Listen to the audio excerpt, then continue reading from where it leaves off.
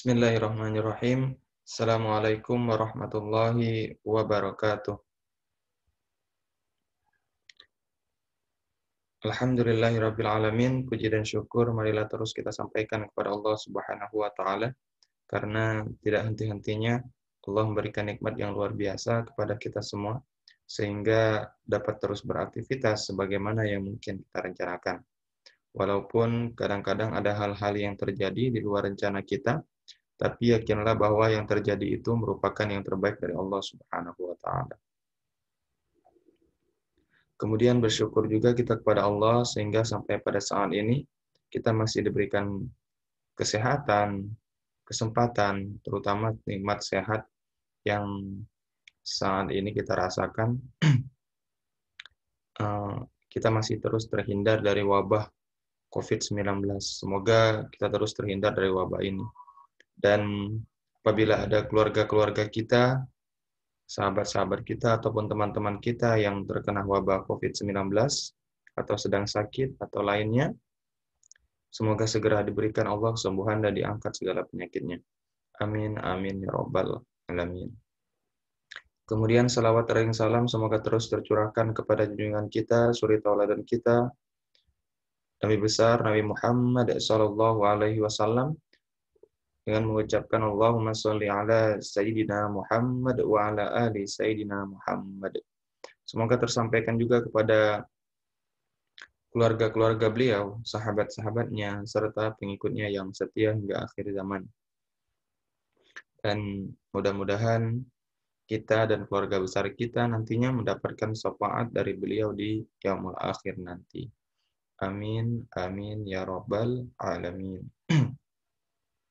Baik, alhamdulillah kita sudah memasuki semester 4 gitu ya, di mata kuliah ekonomi syariah, di mata kuliah ekonometrika maksudnya, di prodi ekonomi syariah, dan ada juga yang prodi akuntansi syariah.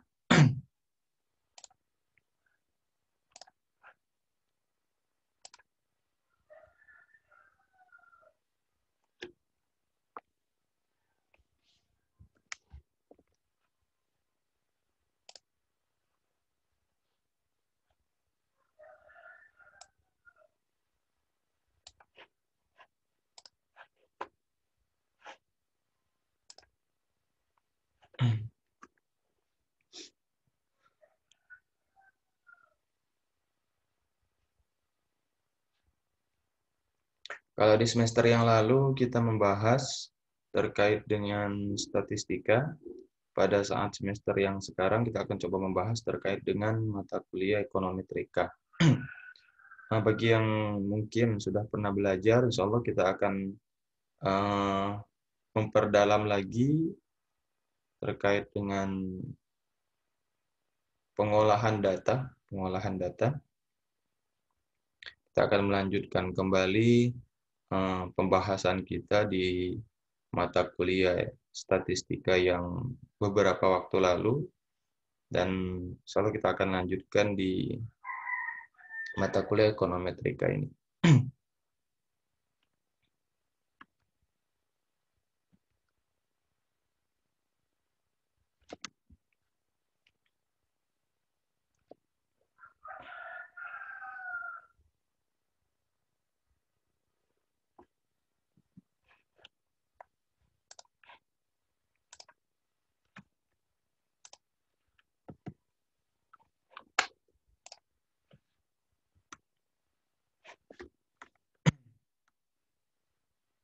Baik, bagi yang belum kenal atau kita masih pertama kali bertemu, perkenalkan nama saya Muhammad Yunus. Bagi yang sudah kenal mungkin sudah tahu gitu ya. Saya Muhammad Yunus, lahir di Tanjung Dalam 17 Juli 1992. Dulu karena ini terkait dengan perkuliahan, maka saya sampaikan juga saya lulusan dari Universitas Sriwijaya di Fakultas Matematika dan Ilmu Pengetahuan, kemudian di jurusan atau prodi Matematika pada tahun 2010 sampai dengan 2014. Kemudian menjadi staf dan pengajar di Primagama pada tahun 2014 sampai dengan 2015. Kemudian alhamdulillah melanjutkan studi S2 di IPB, Institut Pertanian Bogor, di Fakultas di Pascasarjana sebenarnya, di Pascasarjana, jurusannya atau departemennya Statistika Terapan. Departemen Statistika dan jurusannya atau prodinya Statistika Terapan pada tahun 2015 sampai dengan 2017. Kemudian alhamdulillah mengajar sebagai dosen pertama kali di UIGM, Universitas Indo Global Mandiri di Kota Palembang dari tahun 2017 sampai dengan 2018. Kemudian alhamdulillah di IPB dulu sempat menjadi asisten dosen dan asisten pelatihan pada waktu itu.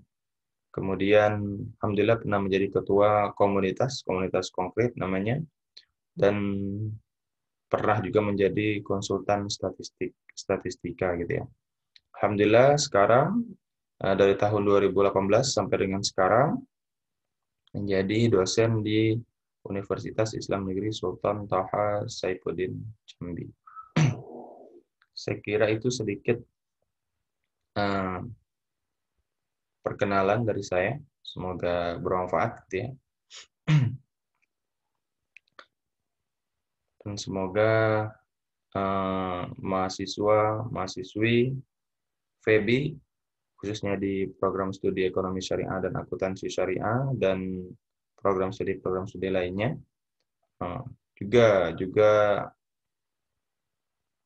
dapat melanjutkan nantinya ke jenjang yang lebih tinggi lagi, mungkin di S2 gitu ya, di strata 2. Sedikit saya sampaikan pengantar dari ekonometrika. Jadi emang di ekonometrika itu banyak sekali data nantinya. Dan rumusnya mungkin ya rumit-rumit gitu ya. Sehingga perlu kesabaran dan ketelitian. Kesalahan dalam perhitungan dan kesimpulan gitu ya. Kesalahan perhitungannya, jadi perhitungannya salah, maka kemungkinan besar ya kesimpulannya akan salah juga gitu ya. Sehingga berefek kemana-mana gitu ya. Datanya banyak, rumusnya rumit, harus teliti, harus sabar gitu ya. Dan kalau ada sedikit skala kesalahan, maka kesimpulannya akan salah. Sehingga dia perlu kesabaran dan ketelitian yang lebih gitu ya. Walaupun dia banyak datanya, rumit gitu ya, rumusnya rumit, ya insya Allah masih bisa dipelajari gitu ya. Bukan berarti sesuatu yang susah, sesuatu yang sulit, sesuatu yang rumit itu terus nggak bisa dipelajari. Ya insya Allah bisa. Dan banyak juga yang mahir di bidang ini gitu ya. Dan kalau misalnya kita mahir ataupun dapat melakukan ataupun memahami bidang ini, insya Allah kita menjadi nilai lebih dibandingkan dengan yang lain. Saya sering menyampaikan salah satu pendapat orang statistika gitu ya. Pendapat orang statistika. Dan di mata kuliah statistika dulu pernah juga saya sampaikan ini. Karena emang ungkapan ini cocok gitu ya. Cocok.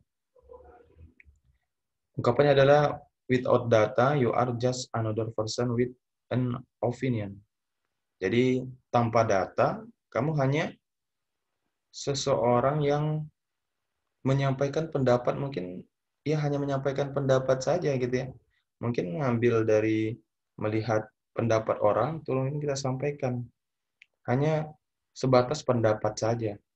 Kalau misalnya kita menyampaikan sesuatu tanpa data, maka kita hanya menyampaikan pendapat yang enggak didukung apa-apa, hanya menyampaikan pendapat saja gitu ya. Kita hanya orang lain yang menyampaikan pendapat, mungkin pendapat seseorang terkait dengan fenomena-fenomena tertentu gitu ya. Karena kita nggak didukung dengan data. Tapi kalau misalnya kita didukung dengan data, Maka pendapat kita itu adalah pendapat kita, benar-benar pendapat kita. Kita berbicara terkait dengan data. Logika saja bisa salah kalau tidak dikonfirmasi dengan data. Ingat hukum gravitasi, bentuk bumi, matahari, dan bulan gitu ya. Dulu orang menyampaikan bahwa bentuk bumi itu datar. Tapi setelah dikumpulkan data-data gitu ya, oh ternyata bentuk bumi itu bulat, walaupun tidak persis bulat gitu ya. Matahari, bulan, dulu yang ada menyampaikan bahwa bumi itu matahari yang mengelilingi bumi. Tapi padahal pada saat dilakukan penelitian, dikumpulkan data, oh ternyata bumi yang mengitari matahari gitu ya. Banyak sekali. Semakin sulit kita hidup saat ini kalau tidak memahami data, sehingga perlu belajar statistika ataupun ekonometrika gitu ya. Kita perlu belajar ekonometrika, statistika, matematika gitu ya. Karena itu terkait dengan pengolahan data. Ekonometrika dapat diartikan atau didefinisikan sebagai ilmu sosial di mana teori ekonomi, matematika, dan statistika, ada matematika, ada statistikanya, dan statistika inferensi digunakan untuk menganalisis fenomena ekonomi. Jadi emang perlu belajar matematika, perlu belajar statistika untuk digunakan menganalisis fenomena ekonomi gitu ya.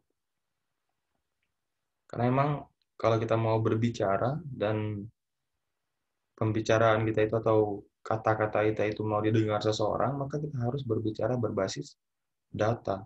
Dan data itu dapat diolah dengan statistika, dengan matematika gitu ya. Baik itu data ekonomi, data pertanian, data biologi, semuanya harus diolah menggunakan statistika, matematika. Sehingga perlu belajar ekonometrika. Sedikit saya sampaikan teori ekonomi biasanya adalah bentuk kualitatif, misalnya harga produk dan permintaan gitu ya. Misalnya, oh harganya naik, maka permintaan akan apa gitu ya, akan menurun misalnya. Harganya turun, maka permintaan akan naik misalnya. Itu teorinya, teori ekonomi. Tapi tidak sampai kepada seberapa besar misalnya harganya naik 100.000, maka permintaan itu turunnya berapa gitu ya. Belum sampai ke sana. Misalnya harga produk itu eh, apa namanya? Harga produk itu naik misalnya, maka permintaan turun gitu ya. Tapi turunnya berapa? Misalnya harganya turun 100.000, maka permintaan itu akan naik berapa gitu ya. Nah, di matematika, di statistika kita mempelajari itu. Kalau di ekonomi tadi sebatas teorinya, kita tahu teorinya gitu ya. Tapi di matematika, di statistika, di ekonometrika, kita belajar bagaimana kalau harganya naik 100.000 misalnya, 200.000, 300.000, atau bahkan 1 juta misalnya ya.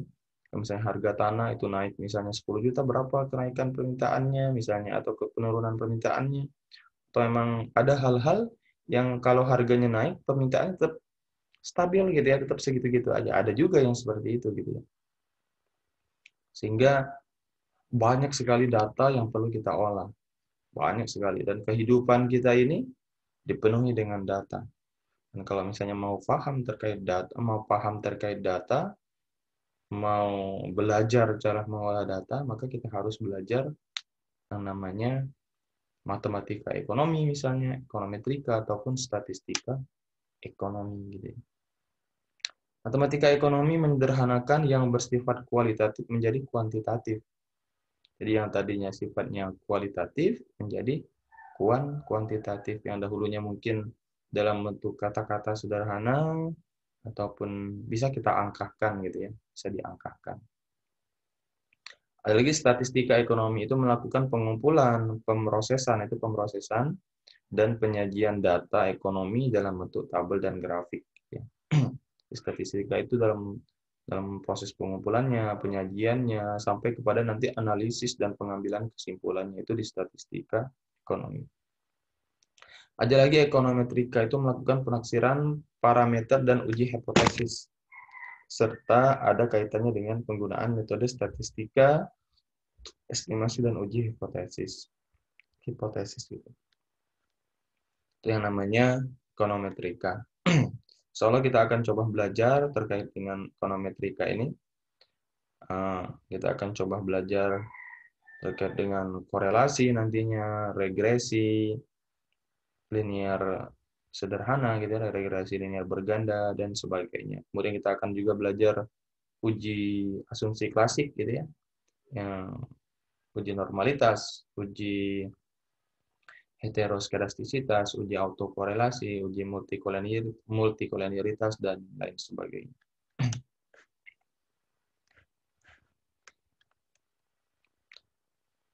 Jadi, deskripsi dan tujuan perkuliahan mata kuliah ini memberikan pengetahuan tentang konsep dasar ruang lingkup ekonometrika, serta mempelajari prinsip-prinsip matematika dan statistika yang digunakan dalam bidang ilmu ekonomi. Tujuan setelah mengikuti mata kuliah ini, mahasiswa akan dapat menggunakan teknik-teknik statistika dan matematika sebagai alat menyelesaikan masalah-masalah dalam ilmu ekonomi. Ketentuan perkuliahan, soal kita akan ada tugas-tugas nantinya, mengerjakan soal-soal latihan, tugas mandiri, pembuatan makalah tentang topik-topik yang terkait, dalam mengerjakan tugas-tugas individu maupun kelompok lainnya yang dirasa perlu, dan mengerjakan gitu ya, dan mengerjakan tugas-tugas individu maupun kelompok yang lainnya yang dirasa memang perlu dilakukan. Kriteria penilaian akhir perkuliahan terhadap mahasiswa diberikan di akhir perkuliahan dengan mempertimbangkan kehadiran 10%, tugas 20%, kuis 10%, ujian tengah semester 30%, dan ujian akhir semester 30%, serta keaktifan dalam kelas. Nanti akan coba disesuaikan juga terkait dengan persentasenya. Kalau nggak harus seperti ini gitu ya, kita akan melihat nantinya kira-kira seperti apa bagus pembagian persentasenya. Nilai A diberikan kepada mahasiswa yang menunjukkan hasil cemerlang dalam UAS, UTS, kuis, tugas, dan kehadirannya cukup, serta keaktifan. Nilai ini kira-kira setara dengan angka 80 sampai dengan ke atasnya gitu ya, sampai dengan 100, dalam skala penilaian 0 sampai dengan 100. Ketentuan perkuliahan, toleransi, insya Allah mudah-mudahan nanti kita akan coba melalui Zoom juga. Silakan dipersiapkan nantinya ya. Kita akan coba di waktu perkuliahan. Kita sudah ada jadwal perkuliahannya.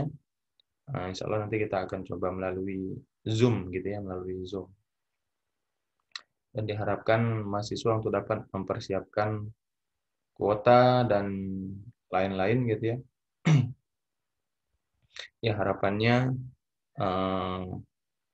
dapat mengaktifkan video juga gitu ya. Kemudian di tempat khusus, bagi yang memang di kota dan sinyalnya bagus, silakan di kamar misalnya di ruang khusus gitu ya untuk mengikuti perkuliahan. Dan kalau misalnya yang berada di kampung atau susah cari sinyal, silakan untuk berada di tempat yang memiliki sinyal yang stabil misalnya. Dan silakan dipersiapkan semua yang diperlukan terkait perkuliahan melalui Zoom nantinya gitu ya. Berpakaian dan perilaku sopan sebagaimana ditetapkan dalam aturan UIN Sultan Toha Saprin Jambi, tidak ada ujian susulan kecuali bagi mahasiswa yang sakit atau dengan alasan yang rasional. Kemudian ujian susulan dilakukan tidak lebih dari 3 minggu setelah jadwal ujian resmi dari UIN STS Jambi. Ini bisa jadi lebih cepat gitu ya, udah harus 3 minggu atau nanti saya sampaikan 1 minggu, 2 minggu gitu ya. Tergantung nanti jadwal keluarnya nilai gitu ya. Kalau misalnya memang nilainya harus segera dikeluarkan, maka mau tidak mau ujian bagi yang belum ujian maka harus segera menyerahkan hasil ujian susulannya. Mahasiswa wajib mengikuti seluruh perkuliahan minimal 80% kecuali berhalangan dengan alasan yang dapat dibenarkan sesuai ketentuan yang berlaku. Baik, saya kira ini terkait dengan perkuliahan. Semoga bermanfaat, semoga berkah. Silakan dibaca-baca kembali terkait dengan ekonometrika, dasar-dasar dari ekonometrika, silakan dipelajari. Mudah-mudahan nanti ke depannya kita bisa diskusi lebih jauh lagi dan sudah paham gitu ya, sudah paham sedikit-sedikit terkait dengan ekonometrika. Ekonometrika itu seperti apa gitu ya, kemudian tujuannya apa, kemudian apa saja sih yang dipelajari di ekonometrika gitu ya, walaupun nanti eh, tidak semua yang kita pelajari gitu ya terkait dengan ekonometrika. Baik, saya kira itu. Eh, Lagi-lagi saya mohon maaf yang sebesar-besarnya karena mungkin terdapat kesalahan dari saya, dan kepada Allah kita sama-sama mohon ampun dengan mengucapkan astagfirullahaladzim, astagfirullahaladzim, astagfirullahaladzim. Tutup dengan hamdalah. Alhamdulillahi rabbil alamin. Assalamualaikum warahmatullahi wabarakatuh.